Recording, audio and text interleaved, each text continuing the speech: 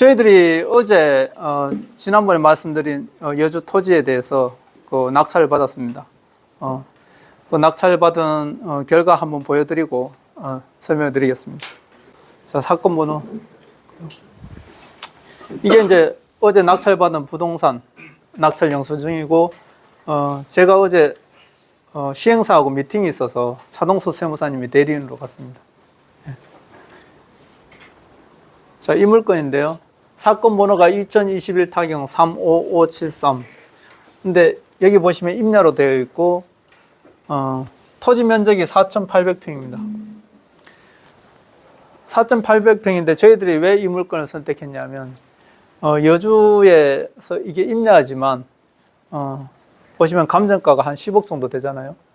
근데 1순위 금액이 한 8억 정도 됩니다. 합치면은 7억 한 7천쯤 되는데 연체이자가 붙어서 이게 8억까지 쓸 수 있는 물건입니다. 근데 저희들이 이 채권 금액을 얼마에 가져왔냐? 3억 9천에 가져왔습니다. 그러면 4,800평으로 따지면 평당 10만 원도 안 되죠. 예. 근데 이 토지 임야가 한 40%가 개발이 가능해요. 예. 40%만 개발이 해도 이게 감정이 한 15억에서 20억 올라갈 수 있거든요. 그래서 저희들은 이걸 뭐 개발해서 주택을 짓고 이런 게 아니라 이제 금융을 활용해서 수익만 나면 되니까. 근데 기본적으로 이게 임야일 경우에 지금 8억이 벌써 나와 있는 물건이에요. 근데 이게 재감정 하더라도 10억 정도는 나올 수 있겠다. 그래서 저희들이 3.9억에 가져왔습니다. 3.9억에 가져오고 나서 어제 낙찰가가 7억 7천, 주식회사 뉴프렌드로 7억 7천에 낙찰받았습니다. 그러면 이걸 여기 총 채권 금액이 얼마냐면 14억 4천. 제가 이제 말씀드리듯이 이제 감정가는 10억인데 총 채권 금액이 14억이에요. 그러면은 이게 14억에 팔려야만 이 사람이 남잖아요. 예. 그래서 이런 가다 부채로 인한 경매가 앞으로 많아질 거다. 대부분 이런 1순위 7억 7천 정도만 있으면요 부실을 안 냅니다. 근데 대부분 이런 감정가보다 가다 부채로 인해서 경매가 진행되는 거죠. 근데 왜 앞으로 NPL 황금 시장이 오냐? 지금 금리가 굉장히 상승하고 있지 않습니까? 벌써 여러분들 이자 내는 거 보시면 아시겠지만 2배 정도 올라갈 거예요. 그리고 국제금융에서 이제 미국의 기준금리가 또 0.75% 오른다고 발표를 했고요. 미국에서 기준금리가 오르면 우리나라도 금리가 오르겠죠. 그래서 이런 가다부채로 인한 경매가 점점 많아질 거다. 예. 작년의 경우에 이제 유안코에서 거의 9천 몇백억을 매입을 했습니다. 내년에는 1조가 넘을 겁니다. 아마 부실 규모가 점차적으로 늘어날 거고. 왜 저희들이 그러면 황금 시장이 오냐? 이런 가다부채로 이게 금리가 인상되면 이자 부담이 커집니다. 그러면 견디다 이렇게 넘어오는 거죠. 그럼 우량 물건들도 이런 식으로 가다부채가 생기면은 넘어오게 돼 있어요. 그래서 저희들은 이제 황금 시장이 온다 앞으로. 지금 현재 아파트 낙찰가율이 100%를 계속 넘었어요.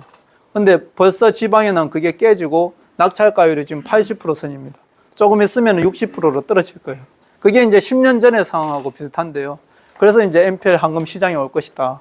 그렇게 보고 있습니다. 그러면 이게 수익이 저희들이 어떻게 나냐? 이렇게 받으면 어떻게 나냐?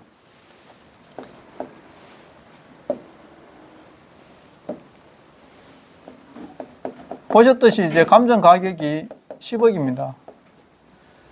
근데 1순위가 한 7.7억 되죠. 채권 이자까지 합치면 한 8억 정도 됩니다. 근데 이걸 농협자산관리공사에서 저희들이 이거 3.9억에 가져왔어요. 3.9억에. 3.9억에 가져왔는데 이거 질권대출을 우리가 3.5억 받았습니다. 그러면 한 4천만 원 들어가거든요. 그 다음에 좀 전에 보셨듯이 낙찰을 우리가 얼마 받았습니까? 7.7억 받았어요. 그러면 대출 80% 하면 얼마 나오죠?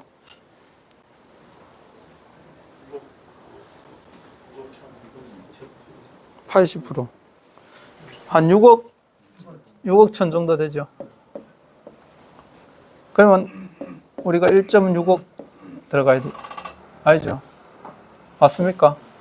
그럼 한 2억 정도 들어가겠네요. 그죠? 자, 경매가 끝나고 나면, 법원에 우리가 낙찰대금 7억 7천을 다 납부를 했어요. 그러면 이게 누구한테 갑니까? 배당이. 원래 1순위, 예, 1순위 이제 은행으로 가야 되는데, 은행에서, 농협자산관리공사로 넘어갔죠. 농협자산관리공사에서 우리한테 팔았기 때문에 저희 대부회사로 들어옵니다.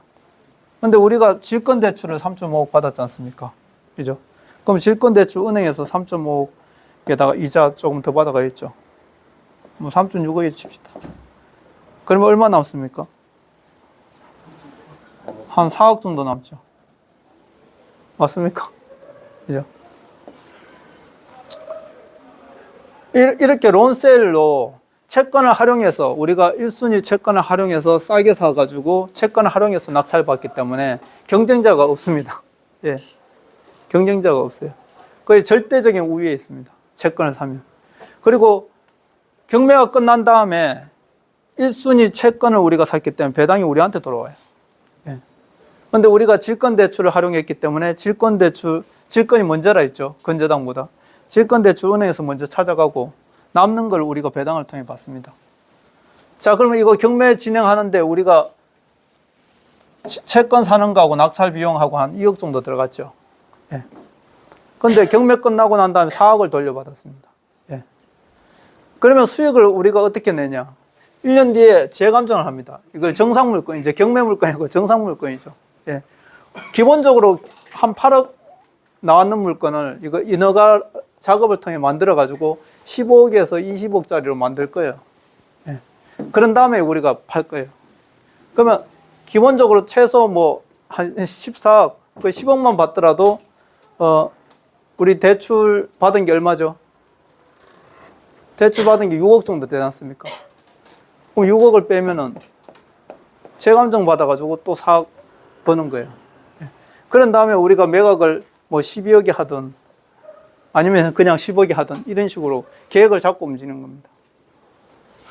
근데 일반 경매는 우리가 아무리 싸게 낙찰을 받는다 하더라도 실제적으로 1년이 지나야 14개월이 돼야지 재감정 대출 받고 해수가 돼요.